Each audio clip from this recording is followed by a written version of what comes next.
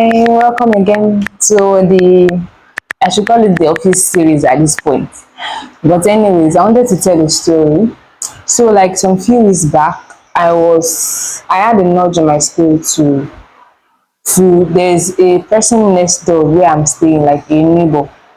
So like I had a nudge to pray for the guy, like to go. It's not like to pray personally for the guy. That will not be a problem actually. But like to go and pray for the guy, to like enter his room and pray for the guy. So because he's sick, he has leukemia. From what I heard, oh, and he's not mobile, so he has been on the bed, and he's like an older person. And the history that people have told me, like this person, she is authoritative, is arrogant, and I think once or twice I've experienced that too, because he has sharply called me and all these things sha. So I was like, "Ah, which kind prayer be this, like, you get?" So I was like, what am I going to do? So and at that point I was not going to disobey. So I was just telling God, give me strength, give me grace to be able to actually do this. I can do this. I can still remember me like telling myself that I can do this, I can actually do this. So the first day I didn't. Then the second day in the night, my roommate was not around. In the night, I don't know, I was literally shaking. This is not human being, abi. So I was shaking. I just know, I don't know. I wore my clothes. I knocked on the door, I entered the room. Surprisingly, he was welcome, even though he was just on the bed. He cannot move, he cannot do anything. So, and I entered the room, I sat down. No, he even told me, sit down now, this is and that.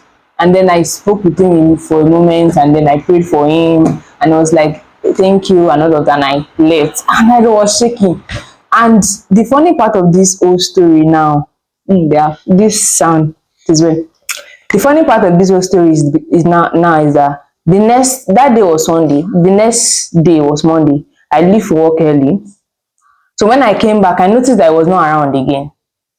He was not around again till today. I have not seen that man. Do you know if anything had happened to that man, or maybe I just came back, or I just still say I'll still do it next day, I will still do it on Monday, I'll still do it on Tuesday, I will not be able to have done that request, and I would have felt terrible and so guilty. If anything had happened to him, I'll feel responsible. I'll be like, maybe na me kill the guy, because I no do wetin dem tell me make I do. So the point of the whole story is the little obedience in the right time, it matters. Obedience at the right time. If you are not obeying what God is telling you to do at the right time, then it's still disobedience. So I want us to be strengthened. And you know what, when I mentioned that, when I mentioned that, I was like, why should I actually go to the man? The point is, I was not thinking negative. I was telling myself I can do this, and I was praying for strength, I was praying for grace, I was telling God, increase my faith, I was not necessarily like coming to a place I say, oh God. I was just telling myself, I was just being positive, and the strength came for it, and I was able to actually do that task. And these little things matters. The peace that I felt that day, I even slept well, because I had been told the previous day. And then that, I just thank God I did it, because I would have I'll be thinking 2 million things, because I've not seen that man till today. So I want to encourage us to be obedient as fast as possible. When God is giving you a nudge, ensure that um you obey it swiftly. I be how then they call them, swiftly. So make sure that it is as fast as possible. So bye guys.